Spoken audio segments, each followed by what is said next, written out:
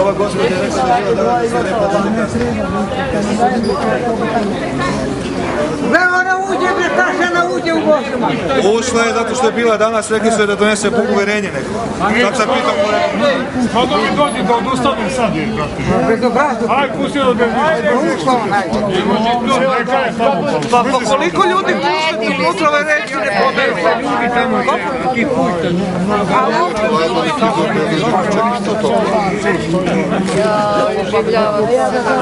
Napiši u novinama na minus 7 stepeni do 10 stepeni.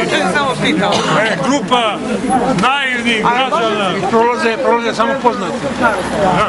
Ko nije poznat Grupa naivnih i glupih građana čeka ovde i smrzava se da bi uzela povlasticu samo poznati da se vozi našim bednim gradskim saobraćajem. Bolesni.